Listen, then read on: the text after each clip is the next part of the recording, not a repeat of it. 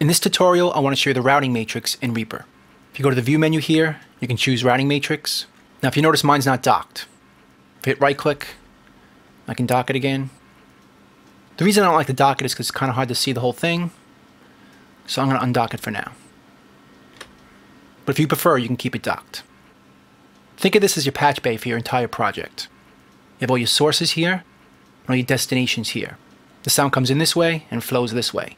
Now if you right click in this window, you can choose what the routing matrix shows. Right now I have everything selected, that's good for now. Later on you can filter some things out, but for now it's good to see everything. So the sound comes in this way and goes out this way. So by selecting something, you're basically sending the sound this way, back up this way.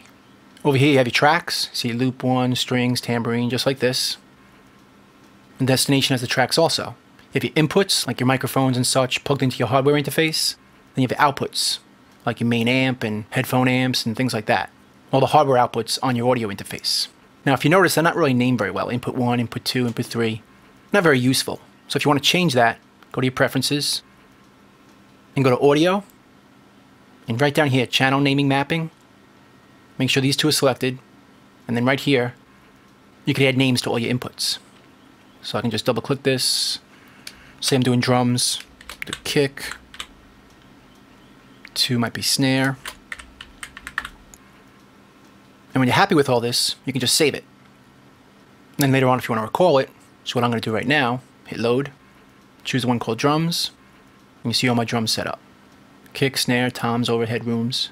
Then hit OK. And you can do the same thing for your outputs. Output 1 through 8 isn't really helpful. So I'm going to load one I saved before, called main. As you can see, we have main left and right, which is what we're hearing out of right now. You have your headphones left and right. And you know what? 5 through 8 I'm not using right now. So I'm going to select them, and I'm going to remove them. Hit OK. And before I close this window, I want to show you something else here. Show non-standard stereo pairs. This decides whether or not Reaper shows you odd pairs like input 2 and 3, output 6 and 7. It gives you more options, but for right now, it's probably best to turn these off. To work with standard stereo pairs instead. So we'll turn that off, hit OK. And that makes this window a little less cluttered. So now you have outputs, main left and right as a stereo one, headphones left and right, stereo, and the mono versions of it. Same over here, kick, snare, toms. And you also have the stereo versions. Kick plus snare, or the overheads left and right, rooms left and right. Now if you notice, the only thing that's assigned right now are the tracks that are assigned to this master parent track. These things here, when they're clicked, they're assigned. I can open my mixer window. This is our master parent track. So if I solo the drum loop and hit play, see the loop is coming through here, and it's also coming out of here. It's playing through our master parent track, or our master fader. Now if we took it out of this, the track would still play, but you don't hear it, because it's not going to the master parent track anymore. Stop that. So let's put that back there for now. This is just an easy way of hearing all your sounds coming through one master fader. Later on, you can always remove it for more complicated routing. So you notice all the tracks are assigned that way. Now the way you're actually hearing it is the master output here, which is, again, this fader, is right here. This is sending directly to our main outputs, output 1 and 2, or main left and main right. If I turned it off and hit play, you see it's still playing. It's going to our master parent track, but we're not hearing it, because we need to assign the master output to a pair of hardware outputs. This is output 1 and 2 on our audio interface. So you need to have something assigned to actually hear something. This is connected to our speakers. But if you wanted to, you could take loop 1 out of the master parent and patch it directly to the main outputs, right here. So now if I hit play, you still hear it, but you don't see it over here, because it's not going to our master parent track anymore. It's going directly to the outputs. But for now, we'll leave it sending to our master parent track. Now another thing you should note is each track has this little button here, in-out. That controls the in-out assignments for this track. So if I click that, you see nothing's really assigned yet, except for this one right here, master parent send, which is basically this button here. So if I click this, you notice it goes away. Same with the string track. If I click this one goes away, because it's basically the same button. Everything that's in each in-out on each track can be controlled directly from this window. So you don't have to even open these up if you don't want to. Master send, master send. You can do it all right from here. Let me just close my mixer. So now if I open a new track, double click over here, you see it automatically defaulted to going right to the master parent. That's kind of the easiest way to have it set up. This way, every time you open a new track, you can actually hear the output of that track. If for some reason it's not working that way for you, go to your preferences, click on defaults, and go to track right here, main parent send. If this is not selected, every time you make a new track, see it's not assigned. So you're not going to actually hear the output of this track, even if you put audio on it.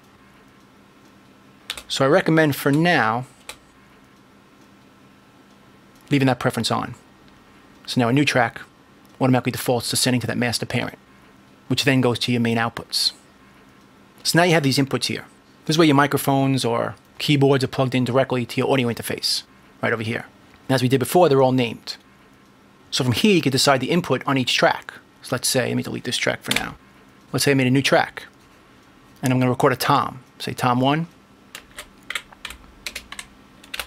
You could go to this input button right here and select mono input tom 1. And you see this move when that happened? But it's even easier to just do it right from here. You just change all the inputs for tom 1 right from here. So now your tom 1 microphone is now patched directly into tom 1 track. So let's say I want to make a bunch of tracks quickly. Let's make 3 tracks. We're going to record the kick, snare, and overheads. Kick, snare, overs. Right now the inputs are all set to kick. So we can leave the first one on kick, change the second one to snare. Say snare input is going up to snare track. And the overheads, we're not going to do this one because then it'll be a mono track. We're going to go down here and look at the stereo part. Overhead left and overhead right. And click that one. Now this is a stereo track, getting its input from left and right of the overheads. So now you're ready to start recording drums. And just to double check that, go to your input, mono input, see it's set to kick. The snare is set to snare. And the overheads are set to stereo input, overhead left and right. So that saves you a lot of trouble of going through each track one at a time. You could just do it all right from here. Just do it right from this window. And you just got to follow the path. It goes this way, up to here, the overhead tracks. So let's delete these tracks for now. So let's make another track right now. I'm going to name it bus. And let's give it a color. Let's make it yellow because buses are usually yellow. So now if we wanted to, we could treat this track like a bus instead of an audio track. This loop track again, if I hit play, you can hear it. You can hear the loop because it's playing to our master parent, and the master parent is going to our main outputs left and right. Now if we pop it back out again, hit play, it's still playing, but we don't hear it. Now let's say we wanted to assign it instead of directly to the main outputs, to another track, specifically this bus track. So let's send it here to track 7, bus. Now this sound should play from this track into this track, and because this is bussed back out to our master parent and back to our main outputs, we should hear it. And we do. If I mute this track, you don't hear it anymore.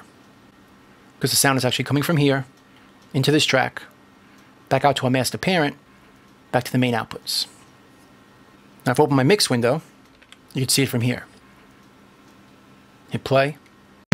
Track is going from here into our bus, out the parent, and the parent is going out to our main outputs. Let's say we wanted to bypass that on the bus track. So instead of having the bus track go to the parent anymore, let's have this track go directly to our main outputs. Let's hit play.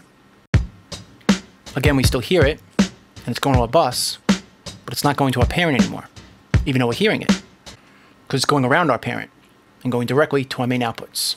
So you're wondering, why would I want to do that? One big reason is to make headphone mixes. I'll assign it to my headphone amp also. Everything that's going to this bus is now going to our headphone outputs. Let's take it out of solo. And let's take all these other instruments and send them the same way.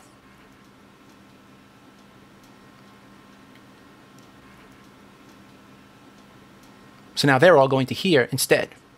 Play the track. It's all playing through this bus. And this bus is now assigned to our main output and our headphone output. Now if we wanted to, we could take it off the main output and just have it go into our headphones. So now it's still playing, but we don't hear it. The headphone guys are hearing it and we're not. So what we might want to do in this situation is assign all those instruments back to our master parent so we can hear it. So let's do that. Not the bus is just for the headphones.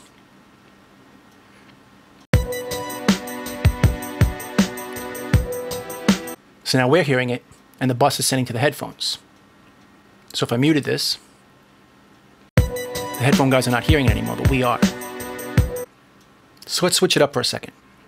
Let's take our parent out, and let's put our bus back to our main output. Now when you hit play, you can hear it again.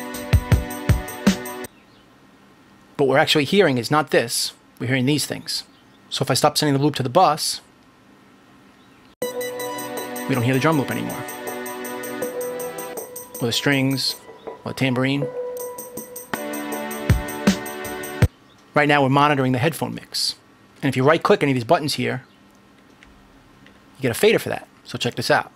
Right click, lower the loop. Make the loop louder. You create a whole separate headphone mix that way. And then when you're happy with the headphone mix, don't bus it to our main outputs anymore.